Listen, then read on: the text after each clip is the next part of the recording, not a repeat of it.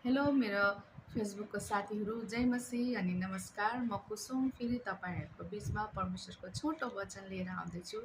ध्यानसित सुनिदिनुहोस् है त।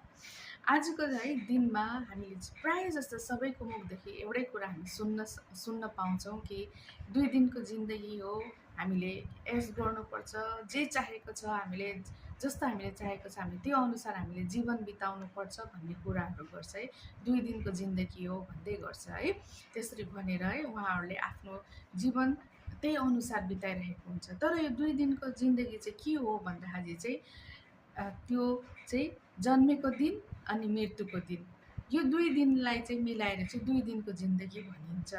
तर पनि आज म यो भन्न चाहन्छु कि यो जन्मेको दिन र मृत्युको दिनको बिचको जो जीवन छ हाम्रो, त्यो चाहिँ एकदमै महत्त्वपूर्ण छ है। अनि यो चाहिँ एकदमै हामीले चाहिँ कसरी बिताइरहेको छौँ, यो चाहिँ एकदमै हामीले सोच्नुपर्ने हो।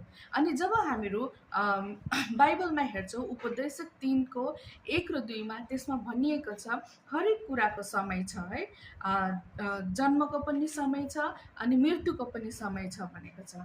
तर हाम्रो अहिले हाम्रो जीवन हामीले बिताइरहेको छु, यतिखेर चाहिँ हामी के गर्नुपर्छ भन्दाखेरि चाहिँ उपदेशक 14 कै हामीले जब 1 पढ्छौँ त्यहाँ भनिएको छ, तिमीहरूको युवा अवस्थामै, वृद्ध अवस्थामा नपुग्न अगाडि नै आफ्नो सृष्टिकर्तालाई चाहिँ सम्झो भनेर भनिएको छ है।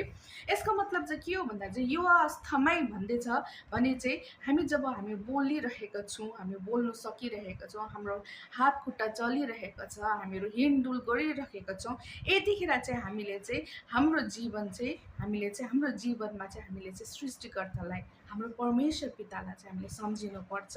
किनभने उपदेशक 12 कै 14 मा लेखिएको छ, हामीले जे पनि गर्छौँ, चाहे राम्रो काम होस्, चाहे नराम्रो काम होस्, चाहे गुप्तमा गरेको जे पनि काम होस्, त्यो चाहिँ परमेश्वरमा चाहिँ एक दिन न्याय हुनेछ भनेर भनेको छ।